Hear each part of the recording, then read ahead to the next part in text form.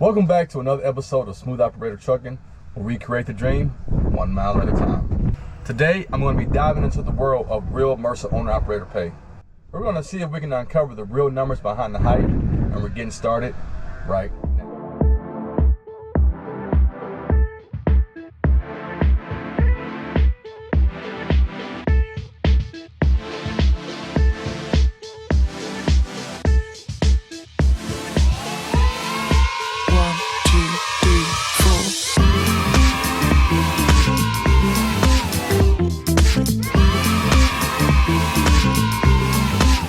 If you are considering a career as an owner-operator, understanding the pay structure is crucial. It is a critical factor in determining if this career path is right for you. With the freedom and flexibility that comes with being your own boss, also comes with a lot of responsibility and has the potential of making a lot of money. Owner-operators have the potential to earn a significant income. But what does that income really look like? In this video, we are going to explore the realities of Mercer owner-operator pay and what you can expect. When it comes to owner-operator pay, there are a lot of misconceptions out there. Some people think that owner-operators are getting rich off of huge paychecks, and some people think that owner-operators are barely scratching by. The truth is, it's a lot more complex than that. There are so many different influencing factors. If you're still watching this video, do me a favor, go ahead and hit that like button and consider subscribing. One of the biggest challenges owner-operators face are the fluctuating costs and expenses related with being an owner-operator and trucking. For example, fuel, maintenance, and insurance. These expenses can eat at your profit margins and make it very difficult to determine or predict your gross earnings or your profit from month to month. Despite these challenges, many owner-operators are able to navigate this and still earn a decent living. But it takes a deep understanding of being able to manage your finances, understanding the industry, and being very flexible. So what can you realistically expect to earn as a Mercer owner-operator? Honestly, the answer is, it depends. I've talked to owner-operators who are earning upwards of $200,000 plus a year, and some who barely scrape by with $50,000 a year. It's all about making smart business decisions and understanding the factors that influence your income. For example, one owner-operator I spoke with earned upwards of $300,000 gross for the year, but after expenses, he netted only $150,000, which is still pretty good, but those are some pretty high expenses. Another owner-operator I spoke with earned significantly lower gross. However, he was able to keep his expenses low, so he netted around $80,000 for the year. So the bottom line here is not just about how much you're earning, but how much you're keeping by making smart business decisions and keeping a good cash flow and managing your finances all the time. So while there are lots of different examples and everyone's pay is a little different, just based on their experience and how they run their business, I'm going to give you my numbers for the month of September. Now, keep in mind, these numbers were not great, but these are realistic numbers from the way that I'm running my business, and I'm still learning. Although my all-in miles was only $1.52 per mile, I still managed to profit 34 cents per mile after all of my expenses, and that's including paying myself. And I'm gonna break that down right now. So for the month of September, I did 7 loads. See here, my first load was from Grovetown, Georgia to Sanford, Maine. Then from Kingfield, Maine to Kenneland, New Jersey. I'm probably messing all these names up. From Wind Gap, Pennsylvania to North Kingston, Rhode Island. Old Saybrook, Connecticut to Warren, Arkansas. Springdale, Arkansas to Tukwila, Washington. Tacoma, Washington to Mequon, Wisconsin. And then finally Bolingbrook, Illinois to Forest City, North Carolina. My biggest gross load that month was from Springdale, Arkansas to Tukwila, Washington at $5,334. Booked miles 2,144, and rate per mile was $2.49. My highest rate per mile for that month was Wind Gap, Pennsylvania to North Kingston, Rhode Island. Book line haul was only $766.16 for 240 miles, but the line haul was $3.19 per mile. All right, so gross for the month of September was $15,765.76. Booked miles was 8,064. Line haul was an average of $1.96 per mile. Total miles for the month of September was 10,476. All in miles was $1.52 per mile. So that's not great. Like I said in the previous video, my goal is to get to at least $1.75 a mile, and then maybe work my way up to $2 a mile. But it's very hard to do. Sometimes it's the loads that I choose. For example, this load I went out to Washington, I was kind of in a hurry to get back to the East Coast. So I ended up taking a really bad paying load at $1.36 per mile. And that right there took my average way down low. And on top of that, sometimes there's a little more deadhead involved that unexpectedly, maybe a load canceled. So what might have been a 300 to 400 mile deadhead now turns into a 600 to 800 mile deadhead, depending on the customer and how well the load was paying. And there's so many different factors.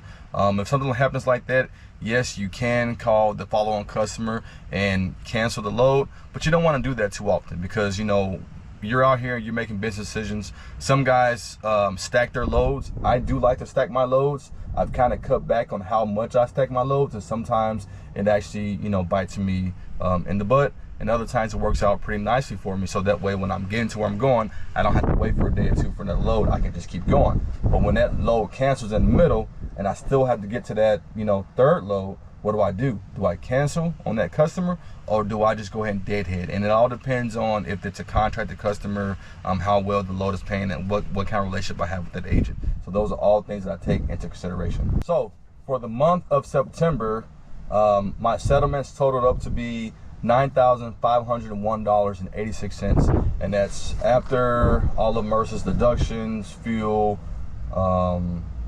permits, and trailer rental fee, all that good stuff.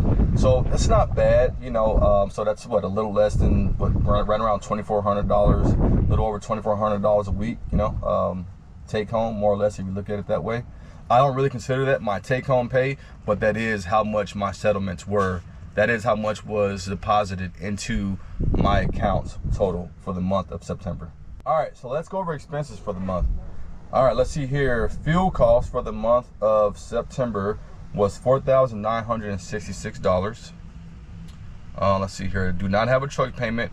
Trailer payment or rental fee was $675. My insurance was $336. LCN satellite was $58. Oil was $25.53. Repairs and parts was only $740.73, and knock on wood, that's really great, because repairs and parts have been kicking my butt. On average, I've done about $3,000 a month. Yeah, every month isn't $3,000, but on average, it's been about $3,000. And so for me to only have $740.73 in repairs, maintenance, and parts for the month of September was great. And actually, most of that was just a PM, so great month as far as when it comes to repairs and maintenance. Cell phone bill, $400. I spent $12.25 on loading my card.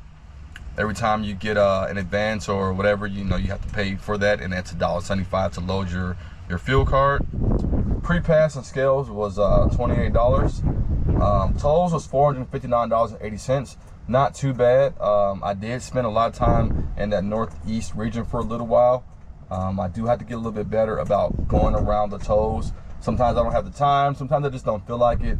This old truck doesn't really pull that great, and so getting off the main interstate or getting on a hillier interstate sometimes is just not the move. So sometimes I just go through the tolls, but I've got to get better at that and save money there.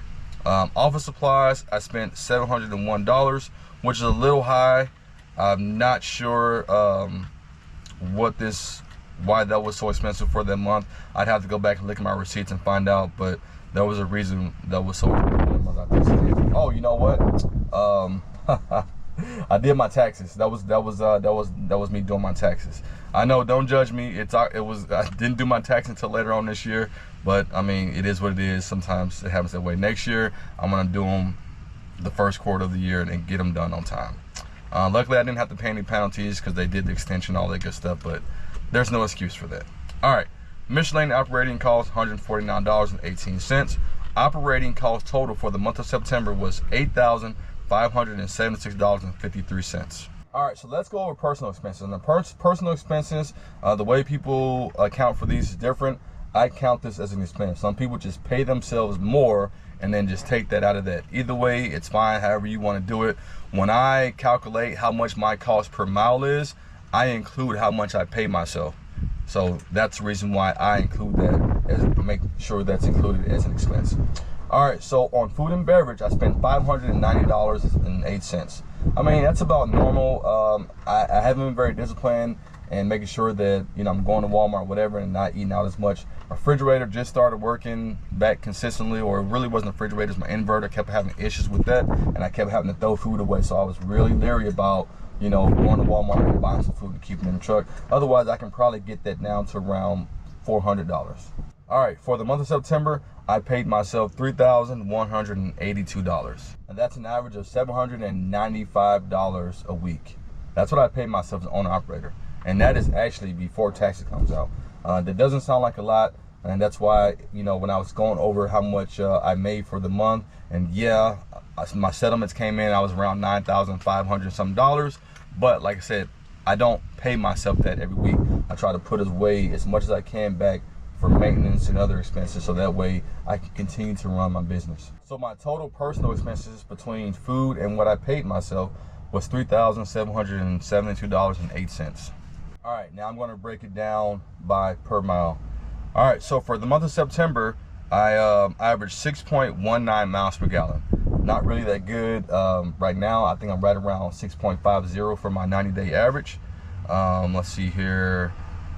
It cost me 47 cents per mile in fuel to run my truck. A lot of guys don't know how much their truck costs them per mile to run it with fuel. You have to know that. Absolutely, you have to know that. That is your biggest expense. All right, that's up 6 cents from last month. Let's see here.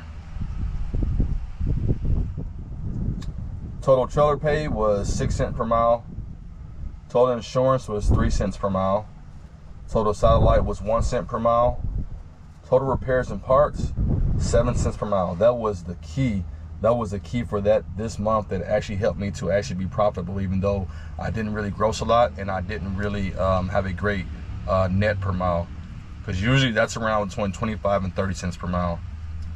Let's see here. Total cell phone was 4 cents per mile.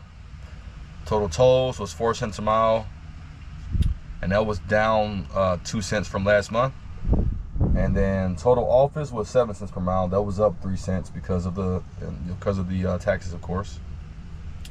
Let's see here. And then total miscellaneous operating expense was 1 cent per mile. So my total operating costs for the month of September was 82 cents per mile. I mean, that is outstanding. That's outstanding. And that's before paying myself. I'm gonna put the rest of that in there right now. So that's 82 cents per mile. All right, so total food and beverage broken down by mile was 0.6 cents per mile. And then what I paid myself was 30 cents per mile. I know a lot of you like, what? You can get paid double that or whatever being a company driver. Absolutely, you absolutely can. Like I said, this is the way that I'm doing my business model, so that way I can save as much money, put as much money away as I can for future repairs, and I'll hopefully to build and buy and purchase more trucks. All right, so my total personal expenses for the month of September was 36 cents per mile. So for September, my total cost per mile was $1.18 per mile. And like I said, again, that is including paying myself. Now, even if you added another 30 cents to that, you know, for actually what someone would actually, you could pay somebody to do this job, 60 cents per mile, that would still put you at what, 28, 38, 48, $1.48 per mile, which is really, really not that bad, especially in the climate and industry they're in, and the market they're in right now. All right, so $1.18 per mile. And let's see here, my total pay after all miles was only $1.52, but again, I still profited 34 cents per mile after paying myself. And a lot of people say, well, 34 cents per mile profiting isn't a lot. It's not if you are not including yourself in how much, if you're not including yourself as an expense. If you're not including yourself as an expense when you're calculating your cost per mile, then it's not a lot. A lot of people, like I said, they do it differently. Accounting and taxes and cash flow, there's so many different ways, but this is the way I like to do it. So this way I can keep up with every cost for pretty much everything. I'm thinking about actually adding categories so I can break it down even more. In conclusion, understanding Mercer owner-operator pay is crucial if you are thinking about a career in the trucking industry. It's not just about the numbers, but it's also about understanding the complexity of the industry. It's also about doing your research, making smart business decisions, and managing your expenses. And if you want to be a successful owner-operator, you have to stay adaptable. Thank you very much for watching, and if you have any thoughts on Mercer owner-operator pay, leave it in the comments below. Don't forget to check out some of my other videos for insights into trucking and being an owner-operator. And remember, it's not about how much you make, it's about how much you keep. Hard times don't last, hard truckers do. And last but not least, stay smooth, my friends.